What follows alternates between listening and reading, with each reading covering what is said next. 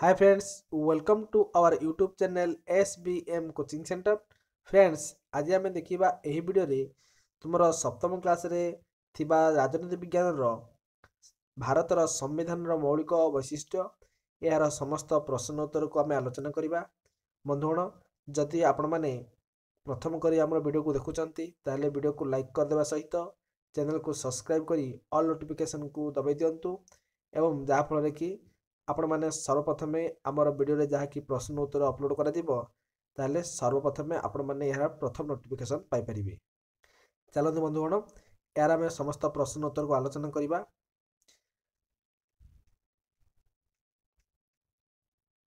देखंतु, यार प्रथम प्रश्न है भारतर संविधान रे प्रस्तावना कहीं स्थान पाई। तो आपण मैंने जानते आम भारत संविधान रे प्रथम प्रस्तावना अच्छी तो कहीं स्थान पाई। देखंतु ना प्रत्येक लिखित संविधान रे एक प्रस्तावना बा मुखबंध रही थाए। यह होची संविधान जातक बा संविधान मापकाठी। देखंतु भारत संविधान रे गोटे प्रस्तावना मुखबंध रही थाए। यह को संविधान जातक बोली कहा जाए बा संविधान मापकाठी मध्य कहा जाउची। प्रस्तावना होची संविधान दर्पण भली। दर्पण सामने ठिया हेले जणे जेमिति निजर छवि को कौन करिपारे देखिपार।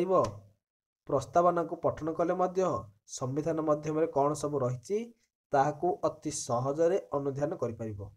देखंतु गोटे उदाहरण माध्यम कहुई आपण मैंने देखंतु गोटे दर्पण आगरे जदि ठिया हेबे आपणकर प्रतिबिंबटा कौन देखा ठीक से ही भली यदि संविधान को यदि आपण मैंने देखिबे बा प्रस्तावना को आपण यदि पढ़िबे ताहले संविधान रे सब कौन कौन सब नियम गुड़िक रही ताहा आपण माने सहजरे जानि परिबे एवं यह संविधान आभिमुख्य को स्पष्ट रूपे व्यक्त करिथाए।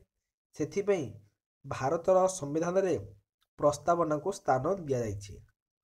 तापर आमे देखिबा 2 नंबर प्रश्न। भारत संविधान एक लिखित संविधान हेले मध्य संविधान रे थिबा दुईटी अलिखित विषय वस्तुर उदाहरण लेख। देखंतु लिखित संविधान रे राष्ट्र सांविधानिक आईन गुड़िक लिपिबद्ध होता है। जदियो भारत संविधान एक लिखित संविधान एथिरे अनेक विषय उल्लेख आकार रे बा अलिखित आकार रे रही। उदाहरण स्वरूप भारत एक संघीय राष्ट्र बोली केउंठी मध्य संविधान लिखा जाए नाही। भारतर प्रधानमंत्री संख्यागरिष्ठ दलर नेता होइथिबा बेले ए विषय मध्य कौन सी संविधान रे लेखा मध्य है नाही। एथिला 2 नंबर। तापर आमे देखिया 3 नंबर। भारतर संविधान रे अनेक अंश बा केतेक अंश नमनीय एहार 3टा उदाहरण दियो। देखंतु भारतर अनेक अंश नमनीय जहाँ सहज भाव में संशोधित हो पारिबो। एहार 3टी उदाहरण है नूतन राज्य सृष्टि, संविधान बा राज्य विधान परिषद सृष्टि एवं एहार उच्छेद। ये 3टी उदाहरण। भारत को कहीं संघीय राष्ट्र कह जाए यार 3टी मुख्य वैशिष्ट्य लेख। भारत होची एक सदन्य राष्ट्र बा संघीय राष्ट्र। यार मुख्य वैशिष्ट्य 3टी है। देखंतु 1 नंबर है एठारे 2टी कार्यपालिका, गोटे हूँ नाममात्र एवं गोटे हूँ वास्तव कार्यपालिका। देखो नाममात्र कार्यपालिका कौन देखो 2 व्यवस्थापिका और कार्यपालिका मध्य निबिड़ संपर्क रही है। 3 नंबर है केंद्र मंत्रिमंडल लोकसभा निकट में उत्तरदायी रही है। तापर देखिए 5 नंबर। भारत को कहीं एक धर्म निरपेक्ष राष्ट्र कह जाए। धर्म निरपेक्ष हो नथिबा एक राष्ट्र उदाहरण लेख। देखो भारत एक धर्म निरपेक्ष राष्ट्र। यार कारण है भारत रे राष्ट्र धर्म बोली कौन सी धर्म नहीं एवं राष्ट्र कौन सी धर्मर विरुद्धाचरण नकरी मध्य निरपेक्षता अवलंबन करे। एणु भारत एक धर्म निरपेक्ष राष्ट्र एवं धर्म निरपेक्ष हो नथिबा एक राष्ट्र होची पाकिस्तान। एठी कौन हुए धर्म पक्षपातिता देखा जाए। तापर आमे देखिबा 6 नंबर। सांविधानिक प्रतिकार अधिकार कौन 3 धाड़ी रे बुझाई लेख। सांविधानिक प्रतिकार अधिकार देखंतु भारतीय नागरिक मानकु प्रदत्त 6टी मौलिक अधिकार दिया। ସେଇ 6ଟି ମୌଳିକ ଅଧିକାରରୁ ଶେଷ ଅଧିକାରଟି ହେଉଛି ସାମ୍ବିଧାନିକ ପ୍ରତିକାର ଅଧିକାର। ଏହି ଅଧିକାରର ଅନ୍ୟ 5ଟି ରକ୍ଷା କବଚ ମଧ୍ୟ ଅଟେ। ଯେଉଁ ଆପଣମାନଙ୍କର 6ଟି ମୌଳିକ ଅଧିକାର ଦିଆହେଇଛି, ସେଇ ମୌଳିକ ଅଧିକାର ଗୁଡ଼ିକରୁ ଯଦି ଗୋଟେ କାଟିଦେବା ଆମେ ଶେଷ ଅଧିକାରଟାକୁ, ଯାହାକି ସାମ୍ବିଧାନିକ ପ୍ରତିକାର ଅଧିକାରକୁ ବାଦ ଦେଲା ପରେ ଆଉ ଯେଉଁ ରହିଲା 5ଟି ମୌଳିକ ଅଧିକାର, ଏହି 5ଟି ମୌଳିକ ଅଧିକାର ରକ୍ଷା କବଚ ହେଉଛି ସାମ୍ବିଧାନିକ ପ୍ରତିକାର ଅଧିକାର। ଏହାର କାରଣ ହେଲା, ଯଦି କୌଣସି ବ୍ୟକ୍ତିର ମୌଳିକ ଅଧିକାର କ୍ଷୁର୍ଣ୍ଣ ହୁଏ ବା ଯଦି କ୍ଷୁର୍ଣ୍ଣ ହେବାର ସମ୍ଭାବନା ଥାଏ, ତାହେଲେ ସାମ୍ବିଧାନିକ ପ୍ରତିକାର ଅଧିକାର ବଳରେ ସେ ସର୍ବୋଚ୍ଚ ବା ରାଜ୍ୟର ଉଚ୍ଚ ନ୍ୟାୟାଳୟ ଦ୍ୱାରସ୍ଥ ହୋଇ ତାହାର ସୁରକ୍ଷିତ କରିପାରିବ। ଏ ଥିଲା ମୌଳିକ ଅଧିକାରର ବା ସାମ୍ବିଧାନିକ ପ୍ରତିକାର। ଏକକ ନାଗରିକ କହିଲେ କ'ଣ ବୁଝ? ପୃଥିବୀର କେଉଁ ରାଷ୍ଟ୍ରରେ ଏକାଧିକ ନାଗରିକତା ରହିଛି?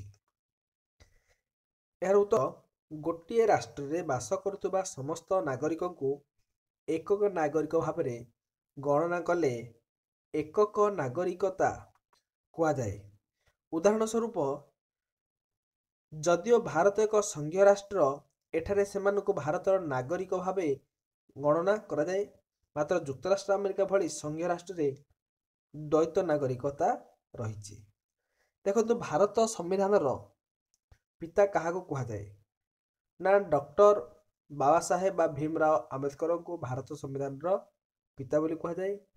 ଏକ ଧର୍ମଭିତ୍ତିକ ରାଷ୍ଟ୍ରର ଉଦାହରଣ ଦିଅ। ପାକିସ୍ତାନ ଏକ ହେଉଛି ଧର୍ମଭିତ୍ତିକ ରାଷ୍ଟ୍ର। ତାପରେ ଦେଖିବା 10 ନମ୍ବର, 1976 ମସିହା ଠାରୁ କେଉଁ ସବୁ ଶବ୍ଦ ସମ୍ବିଧାନରେ ପ୍ରସ୍ତାବନା ଯୋଗ କରାଗଲା? ଦେଖନ୍ତୁ, ସମାଜବାଦୀ, ଧର୍ମନିରପେକ୍ଷ, ଅଖଣ୍ଡତା, ଏହି ସବୁ ଶବ୍ଦ ଗୁଡ଼ିକ 1976 ମସିହାରେ ଯୋଗ କରାଗଲା। ଭାରତର ସଂଘୀୟ ରାଷ୍ଟ୍ରରେ କେନ୍ଦ୍ର ରାଜ୍ୟ ମଧ୍ୟରେ ବିବାଦ ହେଲେ କିଏ ସମାଧାନ କରନ୍ତି? ଭାରତର ସଂଘୀୟ ରାଷ୍ଟ୍ରରେ କେନ୍ଦ୍ର ରାଜ୍ୟ ମଧ୍ୟରେ ବିବାଦ ହେଲେ ସର୍ବୋଚ୍ଚ ନ୍ୟାୟାଳୟ ଏହାକୁ ସମାଧାନ କରିଥାନ୍ତି। ଭାରତୀୟ ସଂସ୍କୃତିର ସୁରକ୍ଷା କରିବା ଦାୟିତ୍ୱ ସମ୍ବିଧାନର କେଉଁ ଧାରାରେ ସ୍ଥାନ ପାଇଛି? ଭାରତୀୟ ସଂସ୍କୃତିର ସୁରକ୍ଷା କରିବା ଦାୟିତ୍ୱକୁ ମୌଳିକ ଅଧିକାର, ମୌଳିକ କର୍ତ୍ତବ୍ୟ କୁହାଯାଏ। ଏହା 1976 ମସିହାର 42ତମ ସମ୍ବିଧାନ ସଂଶୋଧନ ଦ୍ୱାରା 51 କ ଧାରାରେ ସ୍ଥାନ ଦିଆଯାଇଛି। ଏ ଥିଲା ଆପଣମାନଙ୍କର ସମ୍ବିଧାନର ମୌଳିକ ବୈଶିଷ୍ଟ୍ୟ। ଆଶା କରୁଛି ଭିଡ଼ିଓଟି ଆପଣମାନଙ୍କୁ ସମ୍ପୂର୍ଣ୍ଣ ରୂପେ ଭଲ ଲାଗିଥିବ। ଯଦି ଭିଡ଼ିଓଟି ଭଲ ଲାଗିଲା ତାହେଲେ ଭିଡ଼ିଓକୁ ଲାଇକ୍ କରିଦେବେ, ଚ୍ୟାନେଲକୁ ସବସ୍କ୍ରାଇବ୍ କରି ପାଖରେ ଥିବା ବେଲ୍ ଆଇକନ୍ ଦବାଇ ଅଲ୍ ନୋଟିଫିକେସନକୁ କ୍ଲିକ୍ କରିଦେବେ, ଯାହାଫଳରେ କି ଆପଣମାନେ ଆମର ଭିଡ଼ିଓକୁ ସର୍ବପ୍ରଥମେ ଦେଖିପାରିବେ। ରହୁଛି ବନ୍ଧୁଗଣ, ପରବର୍ତ୍ତୀ ଭିଡ଼ିଓରେ ପୁଣି ଥରେ ଦେଖାହେବ। ଜୟ ଜଗନ୍ନାଥ।